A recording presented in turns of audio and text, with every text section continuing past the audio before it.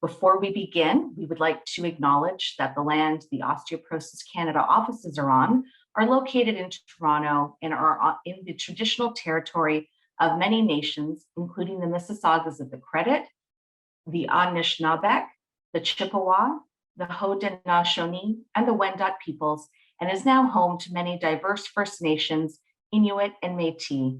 We also acknowledge that Toronto was covered by Treaty 13 with the Mississaugas of the Credit. My name is Tracie Napoli, Director Fund Development in MARCOM for Osteoporosis Canada. This presentation will provide general information about cooking and food knowledge. It is not intended as individualized health or nutrition advice. And if you have any questions about nutrition, consult a physician or registered dietitian. So during this webinar, if you have any questions, you can click the Q&A button at the bottom of your screen. And if you're watching live on Facebook Live on the Osteoporosis Canada Facebook page, you can put your questions in the comments section and we'll do our best to get to questions in the time allotted. So over the last year, many of us have embraced cooking and baking, and not just for ourselves, but for friends, family, and even neighbors. For others, planning and preparing more meals at home has been somewhat stressful, but nutrition is a key component for strong and healthy bones, and Osteoporosis Canada is working to provide strategies, new ideas, and recipes to help you get the bone-building nutrients needed to keep bones strong and healthy. Calcium, vitamin D, and protein are essential nutrients for proper bone health, and the main ingredient in today's featured recipe is eggs, an excellent source of protein, and they contain healthy fats and many nutrients like vitamins A, D, E, choline, iron, and folate. And did you know that eggs are one of the few foods that naturally contain vitamin D? Vitamin D is necessary for bone health as it aids in the absorption of calcium. So today's featured recipe is roasted asparagus and pepper crustless quiche.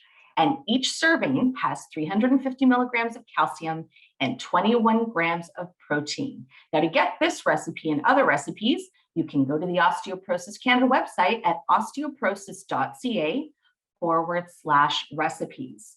And also, did you know that 2 large eggs contain a whole whopping 13 grams of protein? So they're easy, they're convenient, and in this case, in this recipe, they're also delicious.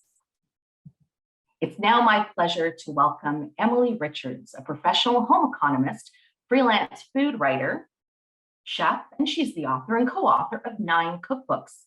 Emily also develops recipes for print and online publications that include everyday cooking and healthy eating. And she can be found on TV, radio, and webcasts just like this one. So, Emily, welcome. Always have to unmute myself. That's very important. Thanks, Tracie. You're welcome for having me. It's a gray day today, but that's okay because I'm happy to be in the kitchen and happy that everyone could join us today and talk about cooking and some great spring ideas.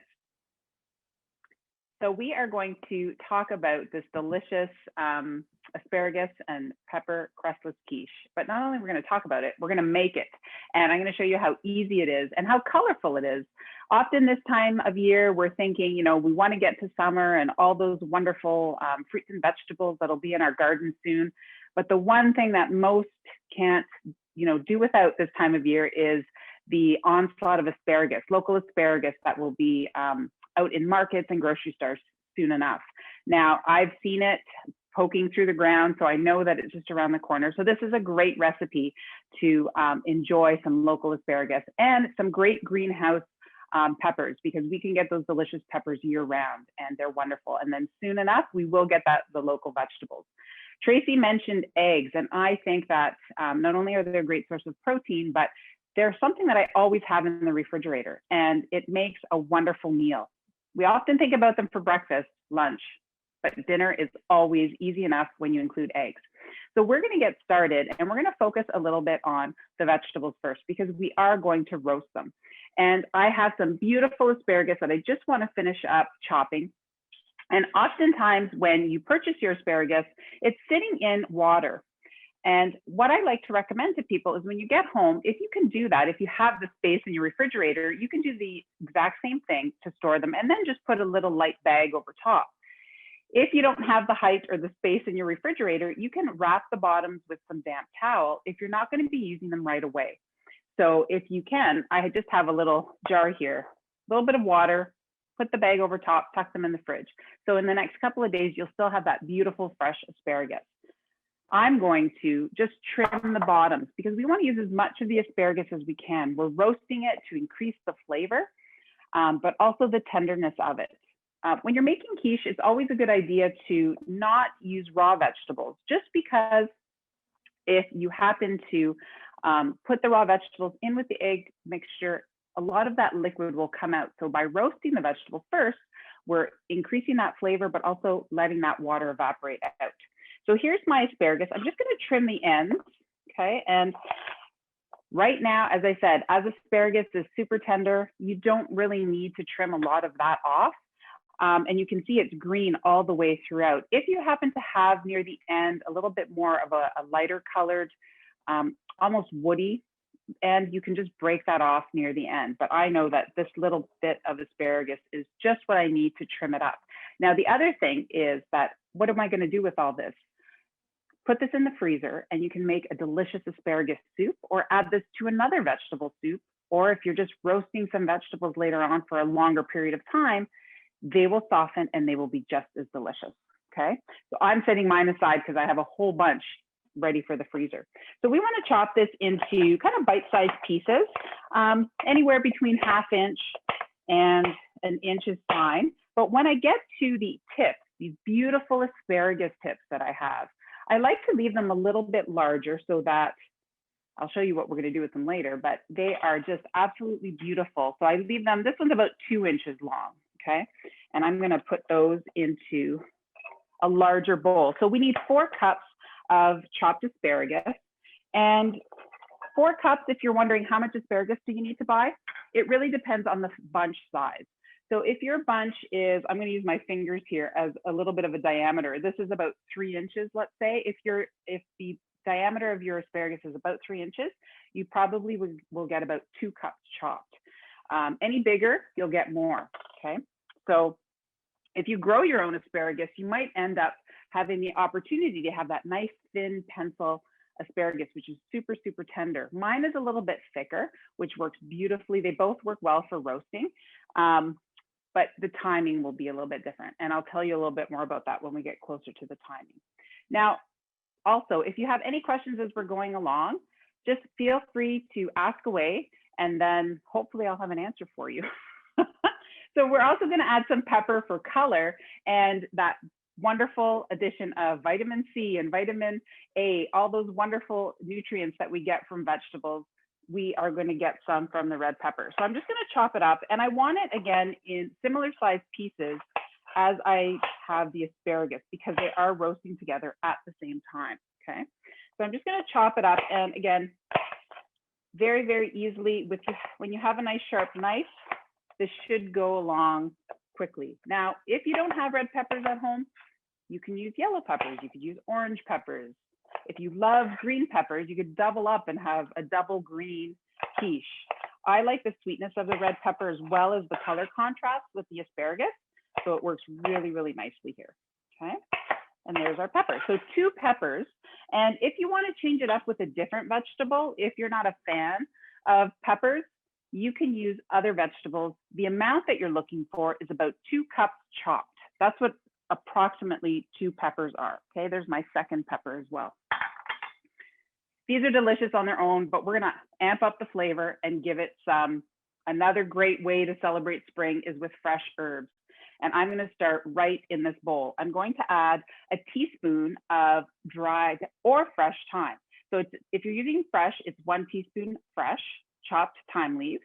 If you need to use dried, you use 1/2 teaspoon, okay? And I love using dried thyme. So if you don't always have fresh available, dried thyme is a great substitute. We're gonna double up on the fresh herbs here, okay? We are going to use some fresh basil, but if you don't have basil, you could use mint. And if you didn't have either, you still wanna ramp up that fresh flavor, so some fresh parsley would work.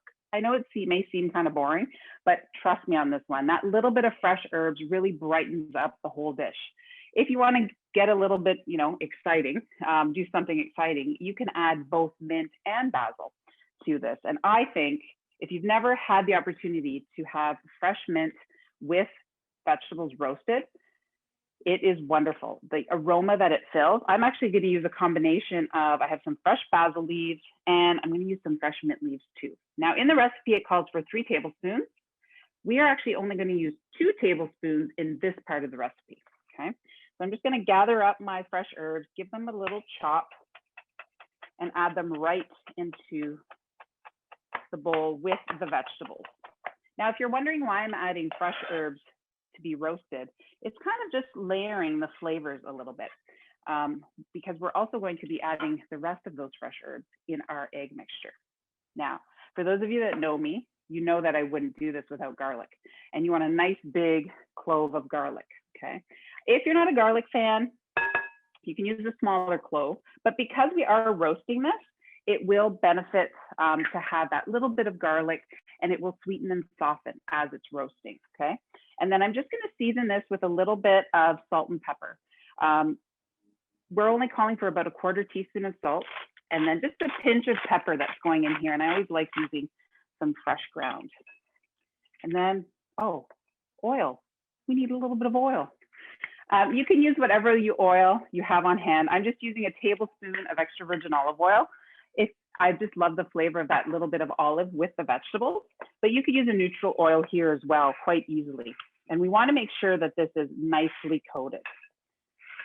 Now, the 2 things that I always like to get people to do before they start this process of making the recipe is make sure your oven is on. So my oven is already preheating at 400 degrees, and have your pan ready to put those vegetables on.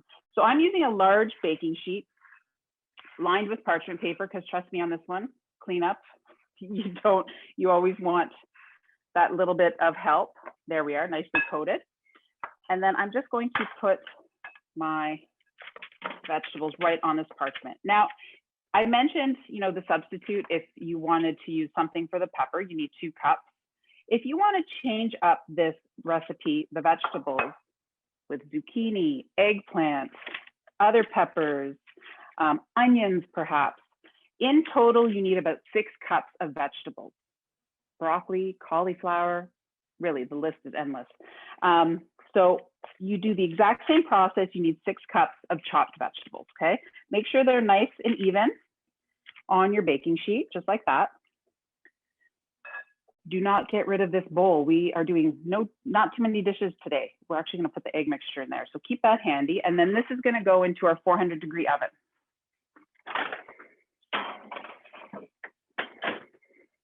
Now, if you're wondering if I'm gonna make you wait for 25 minutes to roast the vegetables, we're totally not. But I do wanna show you what the vegetables look like after they're roasted. And I did a slight variation just to show you the option of what you can do here. So here is our red pepper and asparagus, beautifully roasted. You can see it has that nice little bit of golden color, okay, in the pan, which it's gonna taste delicious. This on its own would be fabulous, but I changed it up. I had a couple of different peppers. So I used some yellow pepper and mushrooms instead of the asparagus, and I quartered the mushrooms. So I basically replaced the asparagus for the mushrooms, but you could also do that for the peppers and have a wonderful, different flavored quiche. And what I love about this is that you are actually making 2 smaller quiches, because you can keep one for yourself, put the other one in the freezer, or keep one for yourself and maybe drop one off to your mom, your friend, your neighbor. There's so many options. Tracie, do we have any questions right now? We do, but you know what? Before I ask you the question, in the rush to get this on because we had a technical difficulty, I forgot to tell everyone that we're going to do, it's an impromptu giveaway. So you have to have been registered. Unfortunately, only people who registered and are actually watching on Zoom are eligible. And just like Emily's apron, we have a unbreakable purple proud apron And at the end, whoever is still watching randomly will pick someone and we'll announce the winner at the end of the webinar. So first order of business, wanted to let you know about that. We did have a couple of questions about the amount of sodium.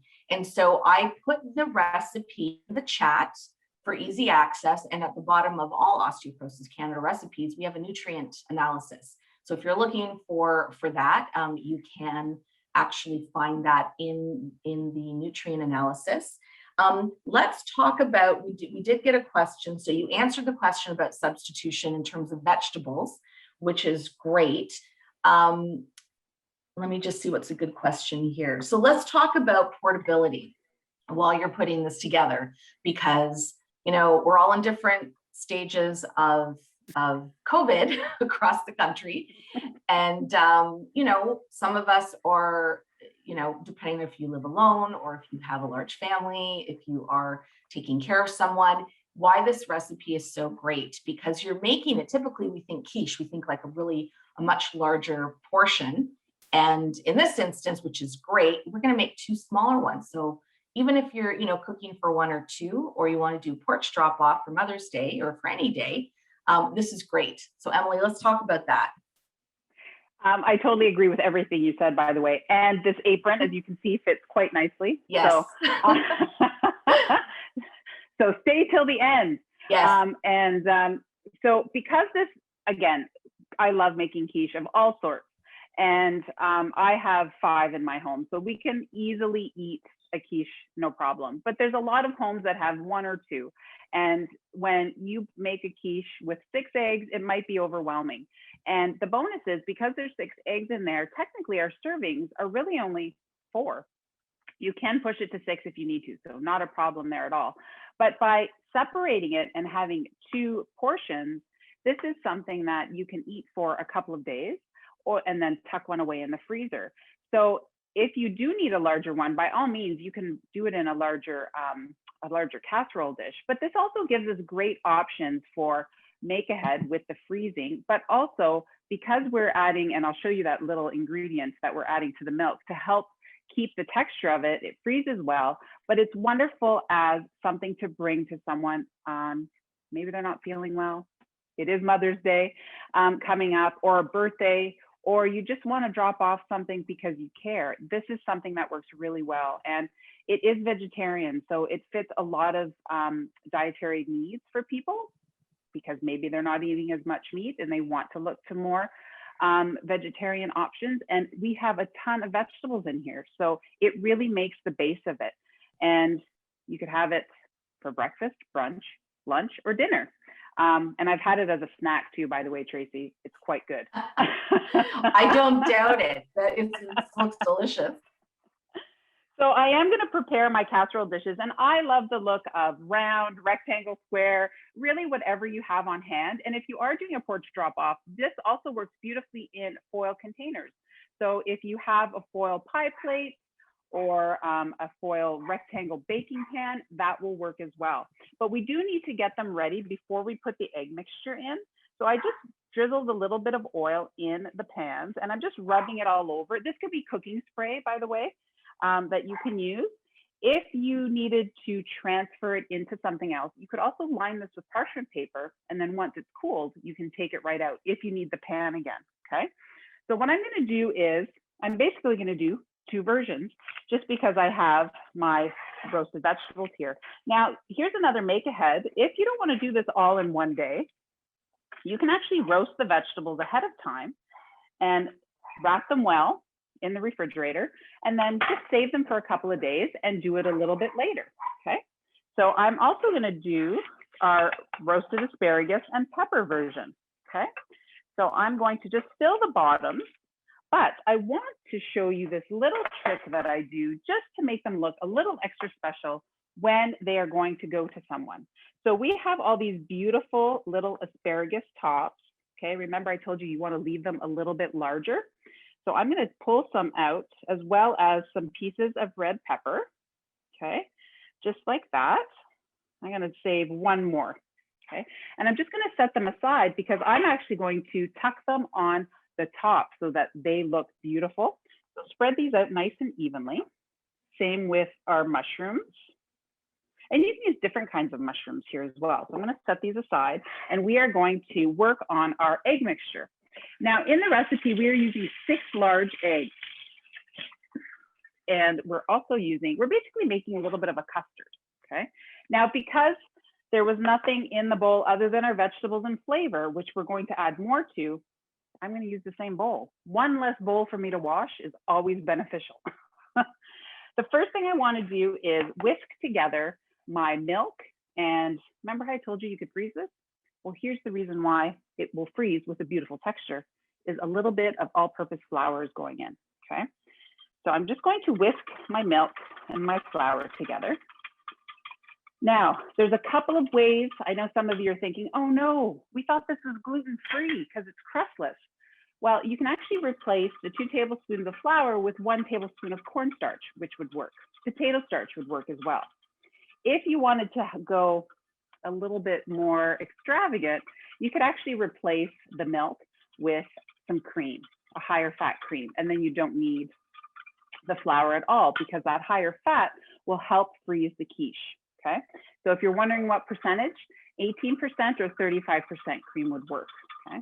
But I'm just using 2% milk with a little bit of flour. I'm gonna keep my whisk here because I need to crack some eggs. So I'm going to crack my eggs right into the bowl, okay? And if you wanted to change up the portions of eggs here, proportions, sorry, you could use 4 whole eggs, so egg whites and yolks, and use about 3 egg whites. But I really love the texture and the color that the whole eggs provide. That yolk's going to give us that beautiful yellow color, and it actually provides creaminess because of the fat in the yolk itself, okay? And I'm going to try to make sure I don't get any shells in there, especially if I'm giving this to someone. Did I get any? Oh, look, there is some in there. I knew it. This one will go to Tracie, and she won't tell me that the shells are in there. But you know what you just did? Because I do the same thing. You did that good trick of how you get the shell out of the egg. You take the existing shell, right? And then you put it in and it draws the shell in. Because if you've ever broken a shell, you've tried with like your fingers or a fork, it doesn't work. It doesn't work. That's okay. I'll take anything you make, Emily. Anything you make. You just won't tell me that it's a little crunchy in the end. I that's won't. all. It's texture. It's all good. So I'm just going to break up. Oh yeah, for sure. I was going to ask you a question. You're breaking up the eggs, but we've had a couple of questions. So we know, so you need the fat to help set it with the flour, and you have the 2%. So if somebody wanted to use 1% milk with the flour, would that work as well? That's a great question. And yes, it would. Obviously, as you go down in percentages of milk, there's less fat. So there's less protection when you go to freeze it. What ends up happening, it's still going to taste good, but when you take it out of the freezer and reheat it, you may notice a little bit more moisture or separation in it. And if you use skim milk, for example, you will really notice it. So in order to protect it, that's why I'm using the 2% milk. But 1%, I have tested it with 1%, and it does work just with a little bit of moisture. So, and if you have whole milk at home, obviously that's a great option as well, to create that texture. So hopefully that helps you out. So remember, I told you we were only using 2 tablespoons of fresh herbs in with our vegetables. I still need another tablespoon, and I'm going to add that into our egg mixture. Okay. In goes, this time I just used all basil. And then we're going to season our eggs. Oh, and I can't forget our milk and flour mixture. Give it another little whisk, like that. Okay. Don't you think quiches are great because they're so easy? And I feel like a lot of people just wait for a celebration to make them. So I'm thinking Mother's Day. My mom's not in town right now, but if I could ship her a quiche, it would be a great thing to ship. But it definitely works for porch drop-offs and the make-ahead part of it. But also just because it's so comforting. Eggs are real comfort food. And when you combine them with things like roasted vegetables, we are gonna add a little bit of cheese, it just works out really, really nicely for an easy meal. So it doesn't always have to be about a celebration. I just added another little bit, about a 1/4 teaspoon of salt, and I'm gonna add another pinch of pepper, okay? and whisk that up. Now, your vegetables go in at 400, but once they come out, you need to turn your oven down to 375. Okay? We're not cooking this at 400 because I don't want this to puff up really fast and then fall. Because eggs, as most of us know, that when you bake them, they do create kind of that souffle look to them where they puff up and then they'll fall. So here we have two things that are helping us. We're reducing the heat a little bit in the oven, and that little bit of flour will help stabilize so that it does kind of stay a little bit higher, okay? So here's my custard mixture. I'm gonna bring my vegetables back. And then basically I'm just gonna divide the egg and milk mixture amongst the two. So you definitely wanna make sure that your vegetables are covered, just like that. Okay. Now, if you wanted them just like so, they're done. They go into the oven. But I like cheese. I know Tracie likes cheese as well. So I'm going to top them with a little bit of cheese. And to make my life easier, I'm putting the cheese on now and letting it all bake together. There are some quiche recipes that will tell you to bake it for a bit and then put the cheese on. We're just going to put it right in for the whole time. And today I'm going to use some Gruyere cheese. I love the kind of funky smell of it. It's very rich, and because of its flavor, you don't actually need a lot. So if you want to change up the cheese, which you totally can, use an aged cheese.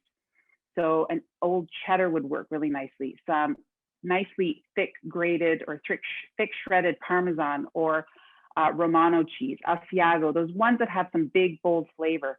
And then just sprinkle it right on top. Okay, so about a quarter cup on each one, just like that. Now, remember that asparagus that I saved? We're gonna put that on top. So this is strategic placement, food styling quality, crustless quiches that we're making here. So we want them to look beautiful. So I'm going to take some of my asparagus spears and red pepper and just kind of place them on top. Okay. So Emily, while you do that, yeah, for sure. I'm going to ask you what, so we're getting a few questions, and we've talked about this in other cooking demos and cook-alongs.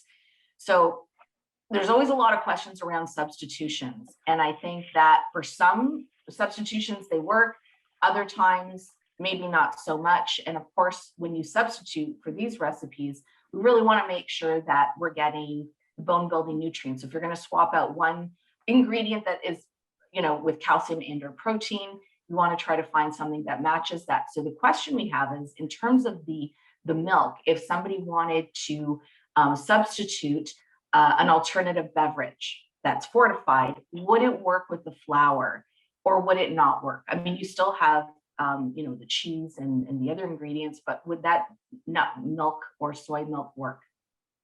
That's a great question. And I hope that what you did notice me do is I whisked the flour into the milk before I added it to the egg mixture.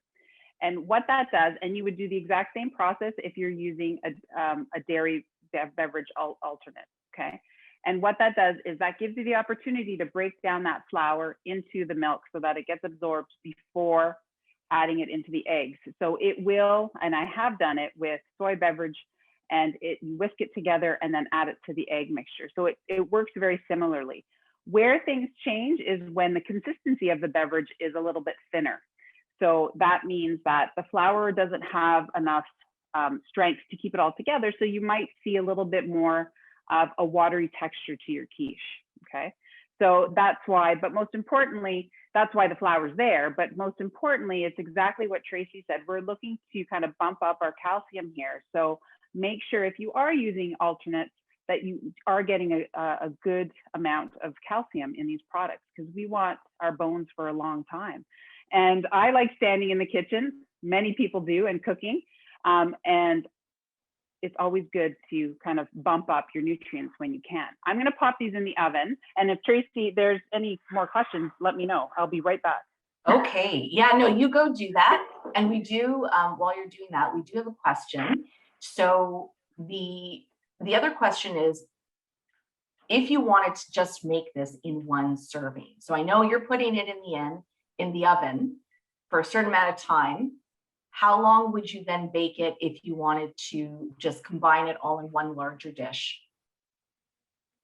So if you're doing it in one larger dish, just depends on how large your dish is. So it's more about the depth, okay? So I'm gonna show you, I did bake some ahead here because I wanted to talk about freezing it. So these came out of the oven a little while ago.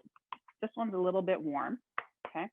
But it's more about the depth, and I wanted to use a clear one here to show you how thick this is. So at 2, they're about 1 inch.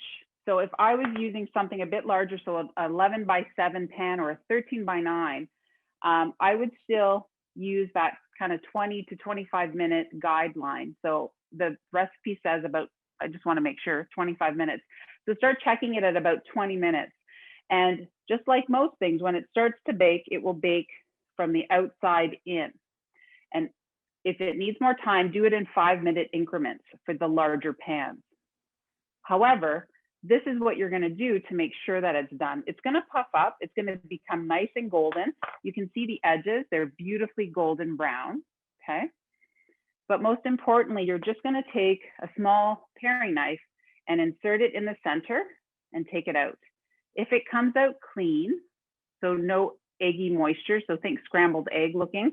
If it comes out clean, it's done, okay? And you can just take it out and let it cool. And it really doesn't deflate very much. So that whole souffle conversation we had, you're really going to be okay with it.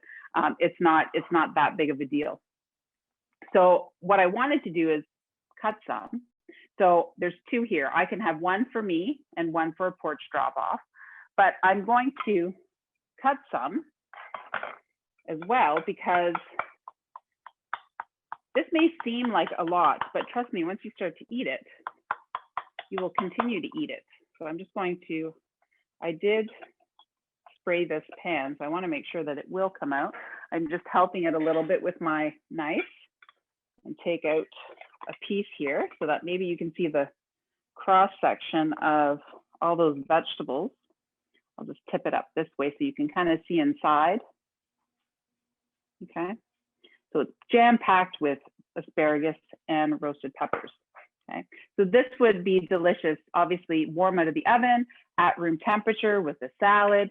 One of the things I love to do with this quiche, because it doesn't have a crust, is I love bread.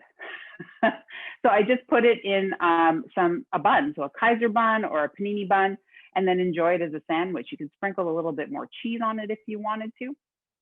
So it's an absolutely delicious sandwich idea as well. Now, for those of you that may think, you know, I love this filling, it's wonderful, but I'm going to miss the crust. You can actually do this in a crust, but what I usually recommend for quiche crust is to par bake or blind bake your crust so that you're not putting it into a raw pastry. Just to make sure that you get that really nice layer of crisp pastry, and then you get the filling on top. And I would bake the crust first, and you don't have to make it homemade. You can just buy a frozen pastry shell and bake that off till it's golden brown, and then let it cool a bit, and then just put your filling in and bake it as you would this, and it would be absolutely delicious, okay?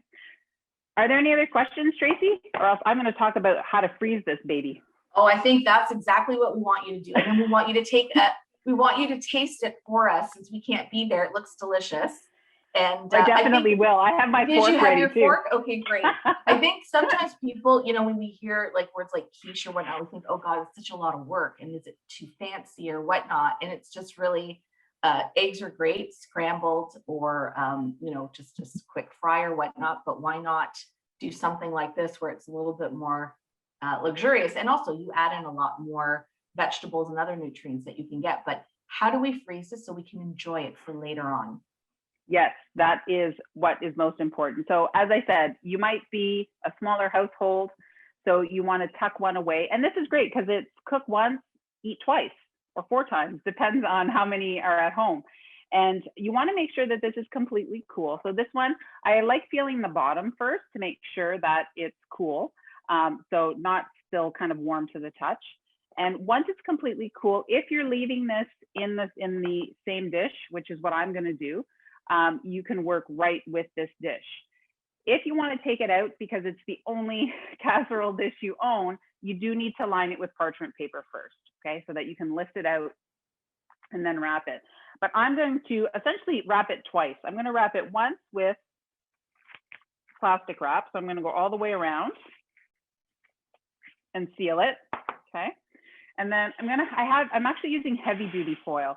So if you have foil for the barbecue, which typically tends to be a little bit heavier, that's a great thing to use for the freezer.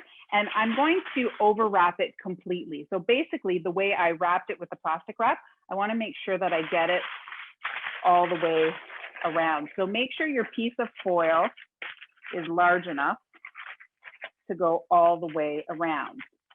Now, if you're worried that you're going to forget about this, I have one more layer of protection. And I'm going to pull it out of my drawer here. And this only works because it is so small. And that's a resealable bag or freezer bag. Or you can use a large enough airtight container. That all you need to do is slide this in, okay, and seal it up, and it's good for the freezer. Now, here is probably the most important part of freezing food that I'm going to tell you about. And most people forget it. I know I've forgotten it. Make sure somewhere on this package, you write what this is and when you put it in the freezer, so that you know when you go into the freezer, what you're pulling out. It won't be a surprise dish. And also how long it's been in the freezer. For this, I think I recommended about 2 weeks. And if it's in a little bit longer, that's okay.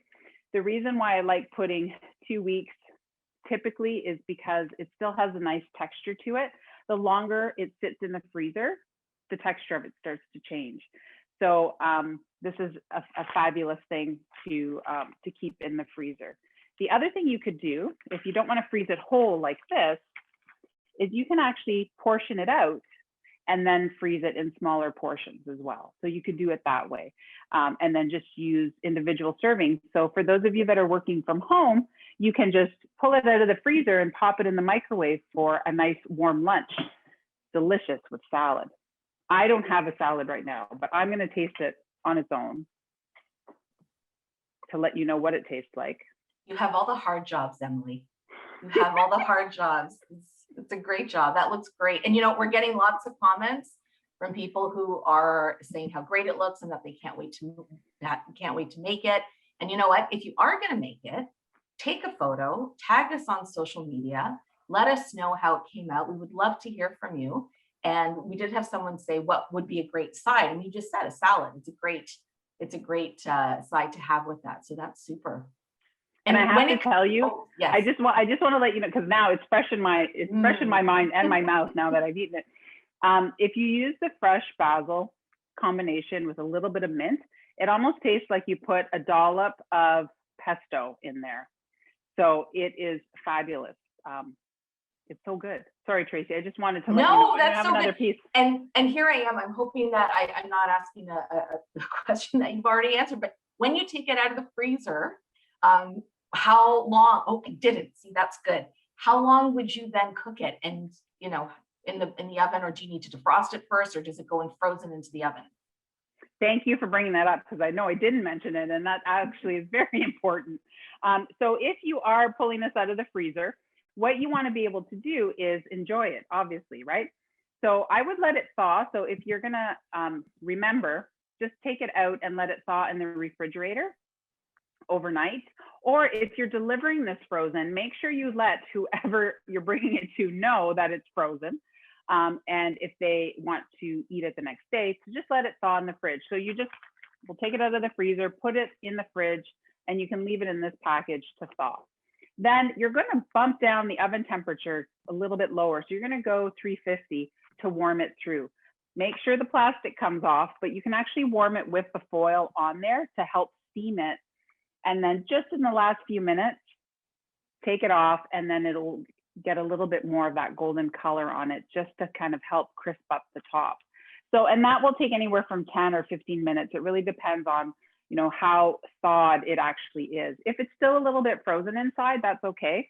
But the temperature check for that is you do that same process where you go in the center, you pull out your knife, and you actually feel the knife. And if it's hot, you're good to go. You're heated through and you're ready to enjoy your make ahead Crustless Quiche.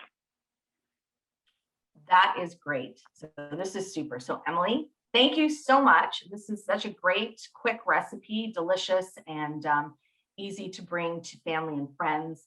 And right before we sign off, whoever is going to get this great apron that I'm going to ship to them, we've got the winner is Winalda Parsons from Truro, Nova Scotia. So congratulations, Winalda.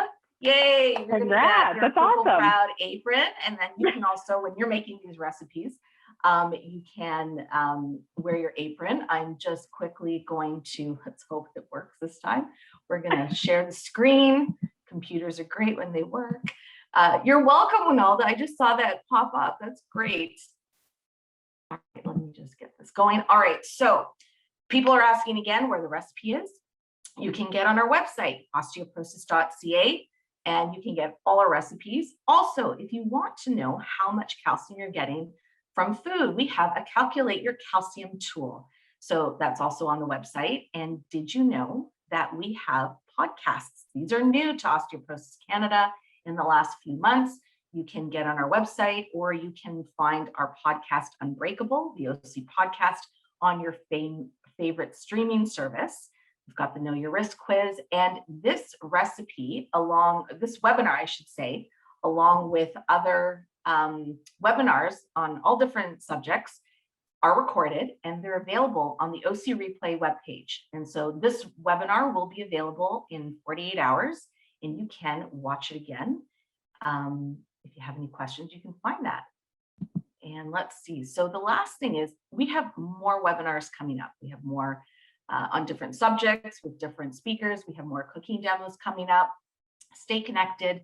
Visit us at osteoporosis.ca and subscribe to the national e-newsletter. If you go to the homepage, you just have to scroll all the way to the bottom and you can easily subscribe so that you get information, news, and notices about upcoming webinars straight to your inbox. We're also on Facebook, Instagram, and Twitter.